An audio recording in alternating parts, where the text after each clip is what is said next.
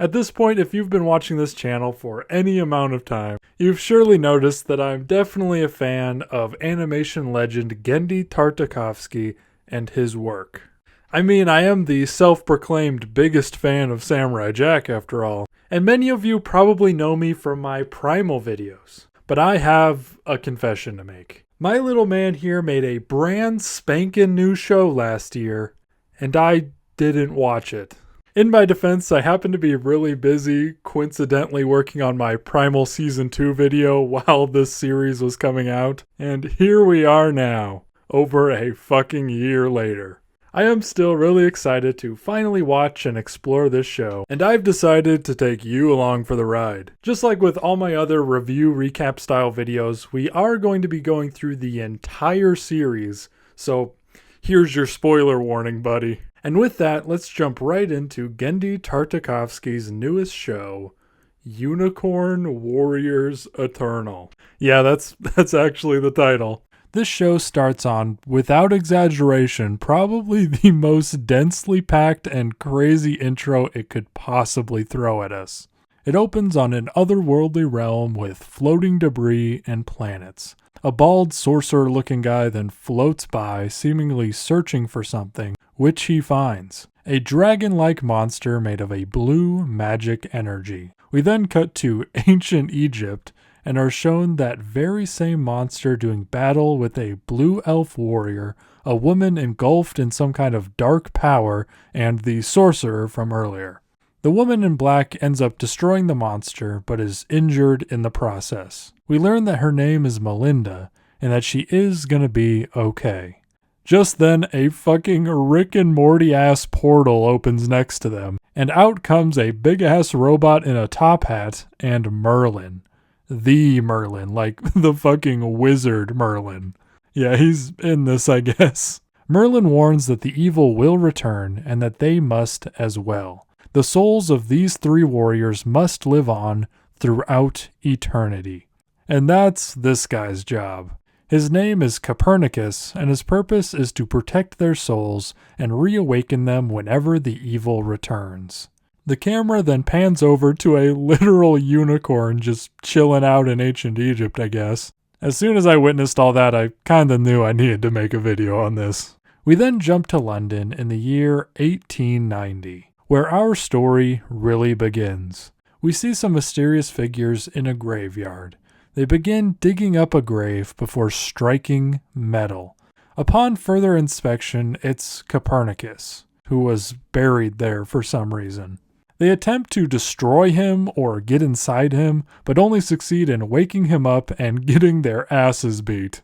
The men who dug him up are revealed to be robots as well before they are promptly destroyed. He then takes a long look at one of the robots, and then Go-Go Gadget extendos his legs up above all the fog and spots the nearby city.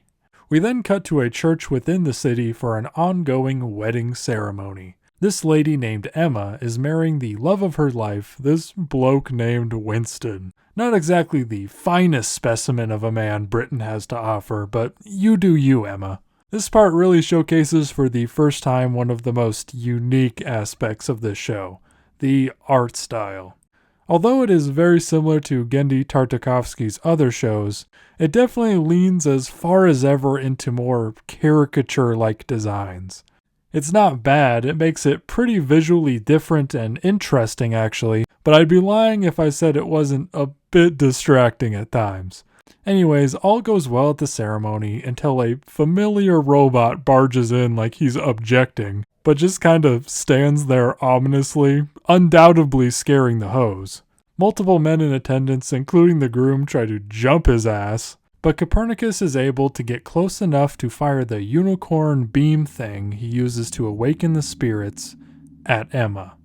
So we see Emma take on the spirit of Melinda.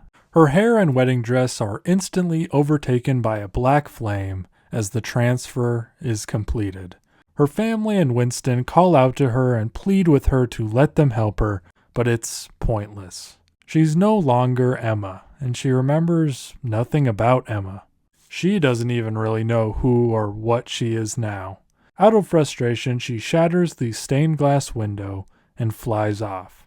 We then cut briefly to this woman walking in the graveyard we saw previously. She inspects one of the robot's memories to see what happened there, instructs it to clean up the mess, and we then get a quick glimpse at her revealing that she is clearly a sort of anthropomorphic fox. I honestly do not know her name, and I'm extremely scared to Google it because of the type of fan art that might pop up in the image section. Before she leaves, she stops by the grave of an elephant named Lulu and gets an idea. In the remainder of the episode, we see Emma, or Melinda, or whatever, struggle with what is going on, while Copernicus tries to keep her safe and get her to understand. He leads her to an underground mural of the mythical unicorn warriors, and for the first time, she starts to understand. But what is happening is highly irregular compared to past awakenings. Think of this whole process like the Avatar in Avatar: The Last Airbender, but instead of one person just inheriting the powers of the past avatars, here it's more like if the past avatar literally took over the bodies of the future avatars like hosts. But Emma is different for some reason. She has somehow resisted the takeover. Although she is still incredibly confused, the episode ends with her and Copernicus setting off to find the other two warriors. Episode 2 is titled The Awakening Part 2. Episode 1 was indeed called The Awakening, so yep, that math is checking out. It starts where we left off, with Emma and Copernicus jet skiing across the open ocean before arriving on an island. On this island is a school, an abandoned school. Emma recalls a memory of watching Winston play soccer. Football. And the opposing team was the students from this school, who won the game by just literally beating the shit out of Winston's team. I'm no expert, but I don't think purposely roundhouse kicking someone square in the head is allowed in soccer. Anyway, Emma and Copernicus walk in and discover that when abandoning the school, they just left all the students there to fend for themselves. Copernicus then selects the specific asshole who likes kicking to become one of the warriors, the wizard one. His awakening is also a bit out of the ordinary though. Although this character, named Seng, is in total control and retains all of his memories, I think, due to his host being a child, he is a lot more sporadic and immature than usual, I'm sure. Anyways, he has the power to traverse an area between space and time, all within his head, while simultaneously being in the present time Earth as well. Seng reunites with Copernicus and Melinda, although she, of course, still has no idea who he is, and he quickly tells them that through that other realm, he has spotted Eldred, the last warrior they need to awaken. So they haul ass out of there, leaving the abandoned children to just keep fending for themselves on a random island in the middle of nowhere. We then quickly cut back to the cemetery from earlier for one final time, as a random father and daughter stumble across what is left of Lulu the elephant's grave, heavily implying something big had just left that spot. Back to the group, they are back in London and are searching a busy shopping district. They eventually come across a stage magician named Dimitri Dynamo. I'm still not 100% sure if Copernicus chooses the hosts or if it is like spiritually set in stone, but I like to imagine Copernicus is just like, look at that freak, he'll do nicely. After getting zapped, Dynamo goes through the most drastic change as his skin turns completely blue and he becomes an elf creature. Newly awakened Eldred is really happy to see Melinda, confirming that the two were previously in a romantic relationship. But in her current state, of course, Melinda is not having it. Eldred is by far the most unbotched awakening, and he is pretty much in awe of how fucked up things are. The cosmic monk overseeing the magic realm is a kid, and his love, the most powerful of them, doesn't even know who she is, let alone what is going on. But as they bicker back and forth over everything, the resurrected, now evil Lulu walks into town and starts rampaging. Eldred with his magic sword jumps right into battle and is quickly backed up by his boys Copernicus and Seng. Melinda or Emma or whatever, I'm really having trouble deciding when to call her what, But anyway, she gets thrown through a wall, and while she's down, Winston, of all people, shows up. He reveals he's been searching for her since the wedding, and he wants to help her. But she tells him again that the Emma he knew is gone, and he hits her with the saddest SpongeBob-looking-ass face ever. Melinda then uses her power to take out the elephant, and only destroys everything in a mile radius in the process. The episode ends with Melinda struggling with the collateral damage she just caused and flies off from the group. Episode 3 is titled A Fateful Encounter. It opens on a ship as it's taken over by more of those robots from earlier. The camera pans to reveal a set of historical statues on board. We then immediately cut to the most accurate portrayal of a British person to ever grace the world of animation. The public is pressing the police about the recent ship hijacking, as well as, the fucking zombie elephant attack the other day.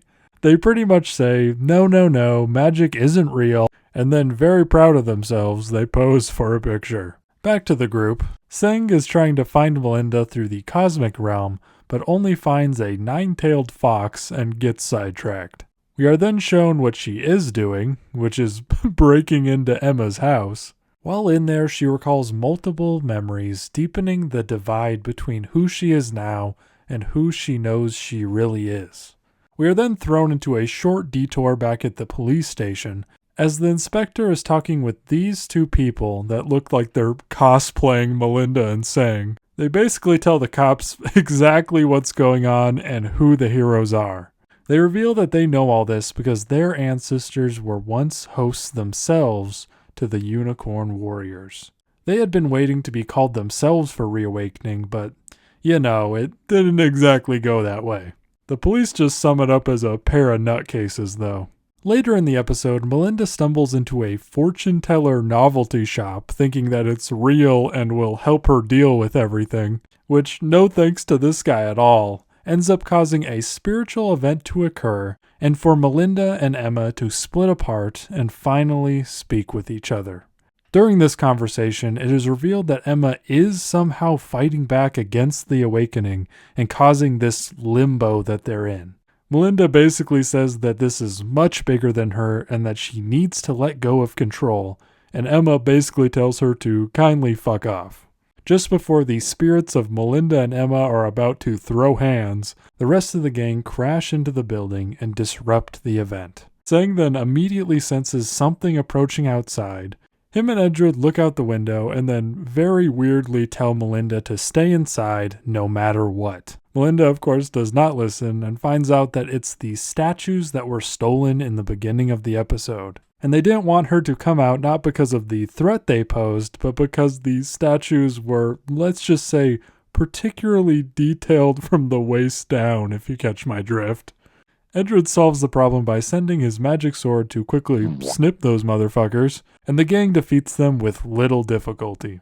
The episode ends with the nine-tailed fox returning to attack Seng, revealing her to be the same fox lady from earlier. Episode 4 is titled What Lies Beneath. It starts with the warriors pursuing the fox lady who has magical powers of her own. The fox lady baits them onto a ship which is sailing out to sea, only at the last moment showing that she has slipped away back onto land. When they attempt to leave, they find that there is a curse put on the ship, creating a force field trapping them on board. They then fight some zombie pirates, discover Winston somehow got on board, and Edred begs Melinda to break the spell since she is the only one powerful enough to do so. However, she is unwilling to do it after repeatedly causing so much pain to others when she uses her magic. She keeps refusing up until the point where the very ship itself begins to turn against them, forcing her to do something. That something being summoning a massive monster to destroy the ship, which she thinks is problem solved. But Edred is like, absolutely not problem solved.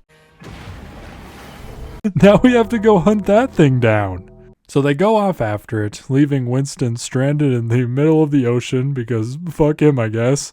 And that's episode 4. Episode 5 is titled The Past Within, and holds some of the most important revelations so far. The basic premise is that our gang does battle with the massive squid monster, but because Melinda is still so apprehensive about unleashing her power out of fear of hurting more innocent people, she gets her ass literally knocked back in time.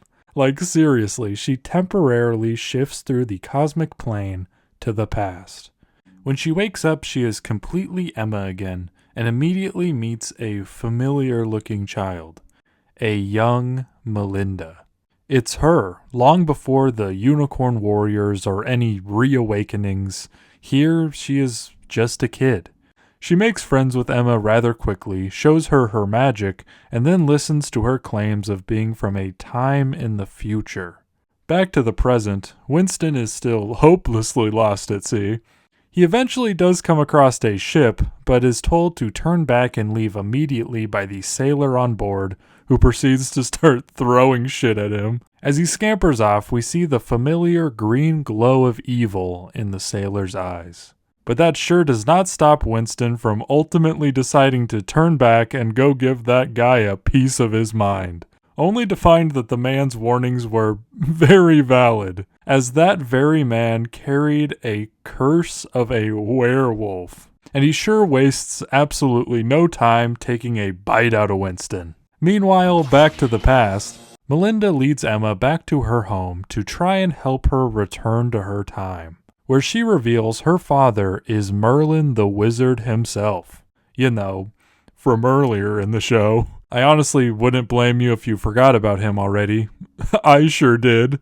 Within Merlin's magical office, Melinda attempts to use a magic artifact to open a time portal, but overshoots by a bit, bringing a Monsters vs. Aliens looking motherfucker out. Merlin then shows up to put a stop to it, and his wife shows up as well. This is the pivotal moment when we find out that her mother actually didn't know Melinda possessed magic powers, which causes a fight between them. Her mother wants to take her power away for her own safety, but as she tries, she is consumed by it, and as a result, she's turned into a beast and cast away. When Melinda finally wakes back up in the modern day, she is racked by both pain and guilt. On Melinda's side, she just remembered the scarring loss of her mother, and on Emma's side, she feels bad because, in a very meta sort of way, she caused it. It turns out Melinda and Emma are more intertwined than they ever thought, because it was Melinda attempting to help Emma that acted as the catalyst to all of this in a way, to the very creation of the evil. Using this pain and anger, along with just seeing Copernicus get his shit rocked and destroyed seconds after waking up, Melinda finally unleashes her power and vanquishes the beast. Episode 6 is titled The Mystery of Secrets. Fucking 10 out of 10 title there. It opens with the mayor and the police guy, I think, supervising the cleanup efforts of the dead monster, when an old washed-up sailor approaches them and basically tells them about the fox lady for some reason and gives them her exact coordinates, basically. He then scurries off, and it's revealed he was put up to it by someone. Some robots, very similar to the ones before, then show up to help out with the cleaning, giving the inspector the chance to investigate the claims of the fox lady. Also, update, I finally caved and googled the fox lady to find out her name, because I'm fairly confident they never actually say it. Anyway, it's June Wei. And yeah, my warning still stands on those Google image results. Scroll at your own risk. The rest of this episode is pretty straightforward. Copernicus got bodied at the end of the last episode and is currently absolutely destroyed. They do really need him fixed, so they go out to find someone who can do it. Edred sort of alludes that he might possibly know a way to fix him, but drops it and laughs it off almost immediately. Sang also tries diving deep into the magic realm to try to find a way, but it just boots him back to the same place and time over and over again. We then cut back to the police as they raid Junwei's hideout. Evening, Foxy! The Fox Lady realizes because of this that she has clearly been betrayed. Back to the gang, they take Copernicus around town, eventually arriving at the Auto Factory, the company behind the robots we've seen time and time again in this show. The ones we know are working with the evil. But I don't blame them for coming here, since the only one of them that actually knows that is currently in 200 different pieces at the moment. They end up getting picked up by the same robot dude from earlier in the episode, who takes them aboard a steampunk Death Star looking thing and to their creator. You'd never guess because of his modesty, but his name is Otto. And he just so happens to be wearing the same big fuck-off gloves as that mysterious person who paid off the fisherman. Otto, for some reason, although we know he is somewhat evil or working with the evil to some capacity, just straight up helps them and fully reassembles Copernicus. He points out how he is perplexed by him, like he somehow invented him, but in the future or something. He also has absolutely no clue how to reactivate him. What powers Copernicus is something magical, not something he can help with. Just then, the Fox Lady busts through the window, battles Melinda, and using his sword, Edred is able to kill her once and for all. They all assume that it's over now, and that they've vanquished the evil. But they still need to fix Copernicus, which Seng, after hours of sitting around at that one seemingly random place and time, is shown how to do it. Edred did know this entire time. They have to go to Edred's homeland. Episode 7 is titled The Heart of Kings, and it gives us a lot of insight into the character of Edred. We are immediately thrown right into a flashback to the original Edred on his wedding day. But as they stand underneath this thing, which is called the Heart of the Forest, and they are about to be married, Edred objects and storms off, abandoning his kingdom and breaking the 2,000-year unbroken line of firstborn kings. He ran off. He gave up everything, his kingdom, his people, his family, all for Melinda, a person that at the current moment doesn't even remember who he is. As they arrive back in the Elven land, they quickly find out that since Edred's disappearance, everything has fallen to disarray, and a civil war has broken out between the northern and eastern factions.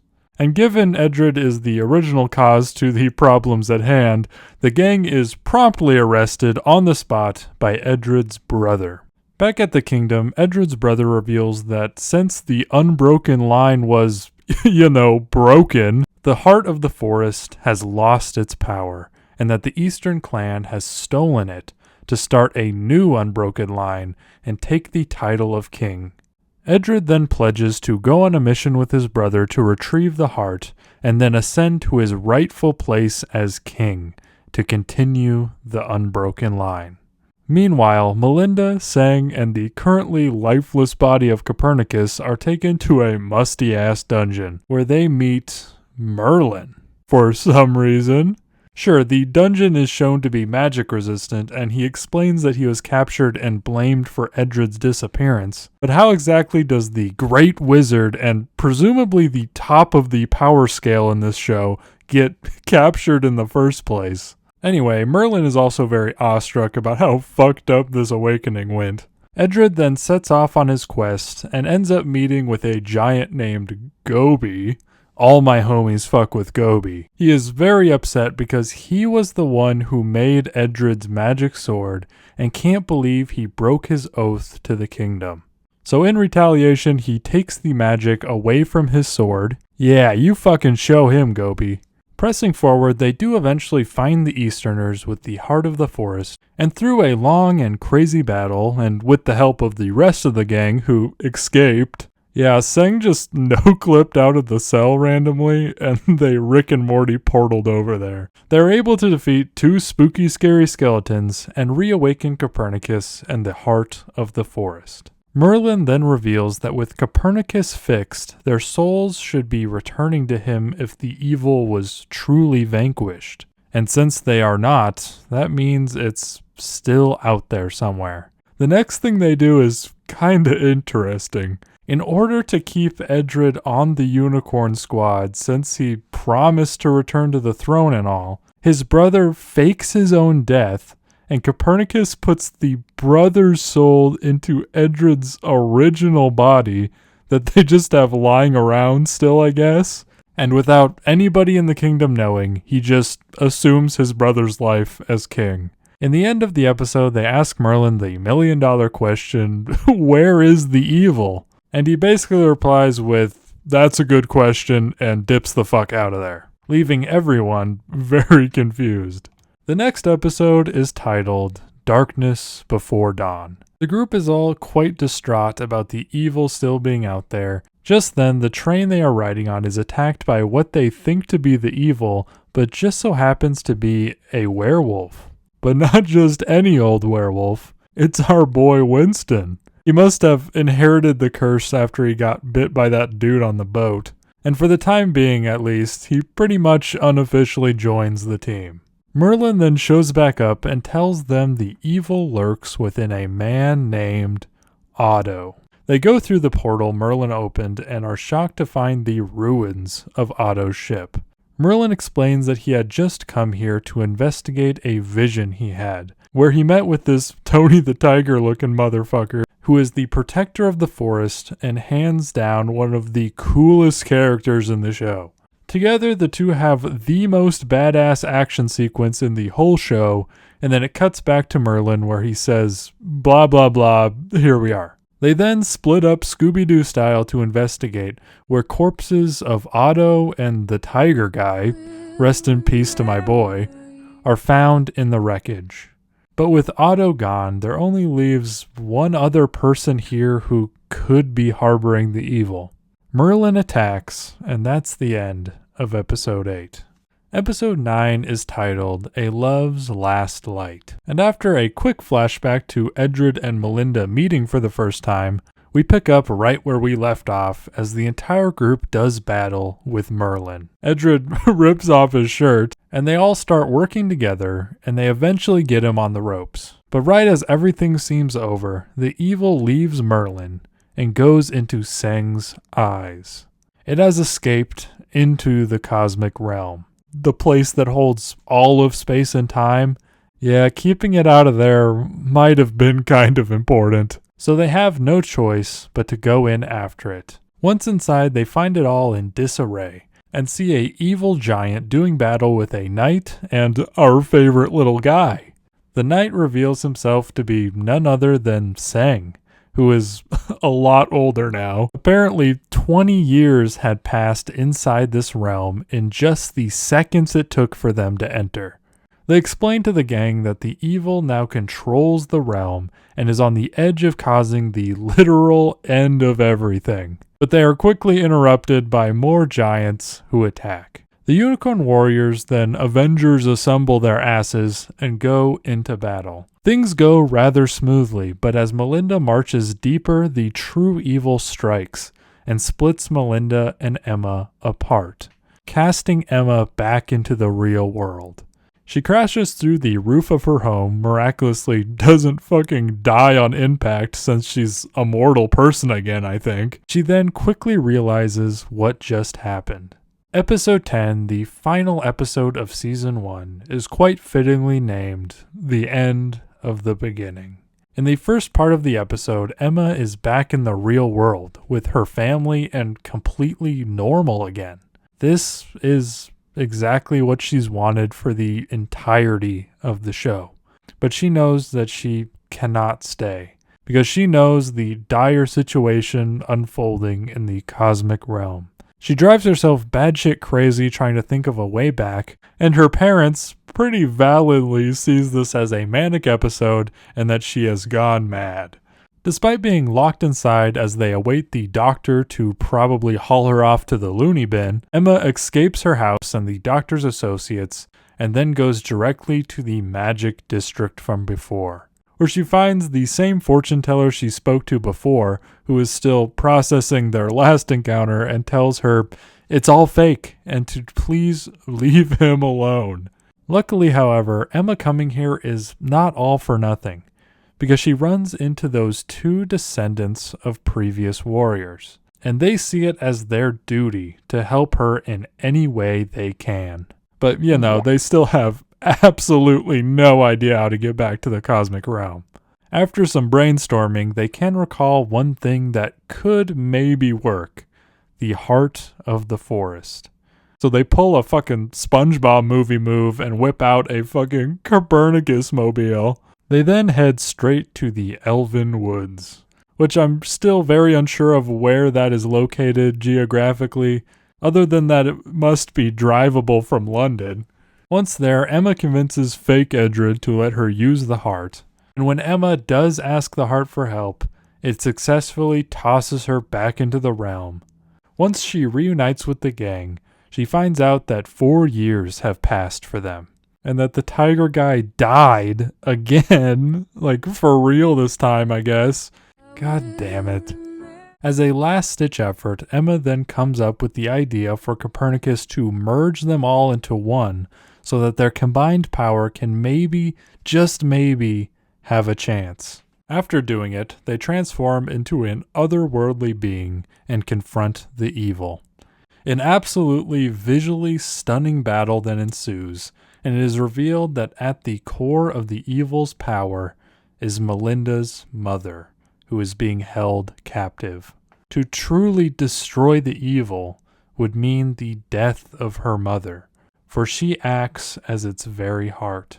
Melinda can't go through with killing her, so they're all separated and flung back. In the end of the season, we see that the battle they just fought caused all of space and time, Earth and the cosmic realm, to merge together into one huge mess.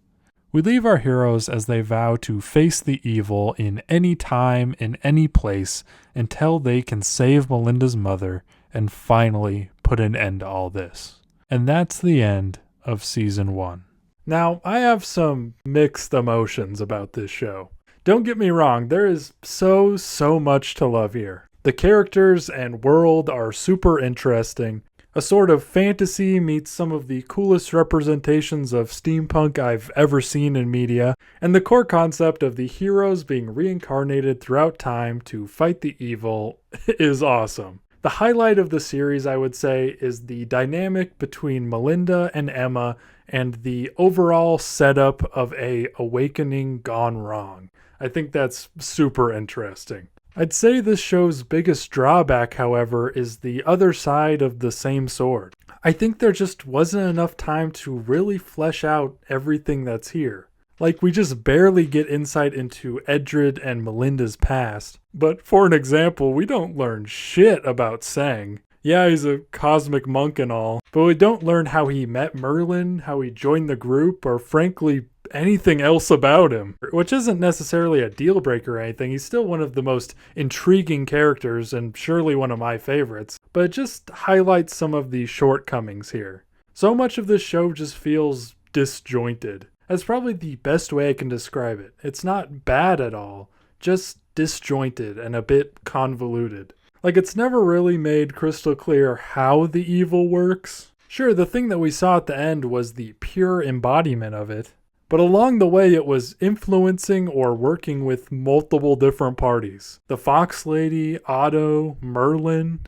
Merlin was just temporarily possessed by it because he was chill as hell afterwards, but Otto was just more or less aligned with the evil, I think. And the Fox Lady had powers from it, but I don't know if she was actually the evil, especially because she was betrayed. So if she was actually the evil, that would mean that Otto betrayed the evil, and then when the Fox Lady died, the evil must have went to Merlin, or it went to Otto, and then it went to Merlin after he was defeated in the jungle, or maybe it was hiding with Merlin all along in that jail cell. It's just so convoluted. Kind of in a good way, if that even makes sense.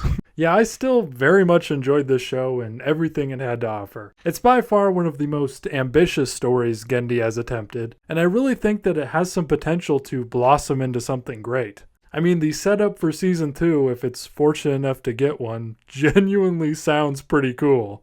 I truly can't wait to see what happens next. I'm sure there's going to be no shortage of creativity and greatness put into it. And whether it's another season of this or anything else that Genndy decides to make, I can honestly say as long as Genndy keeps making stuff like this and telling the stories that he's passionate about telling, I'll always be here to watch.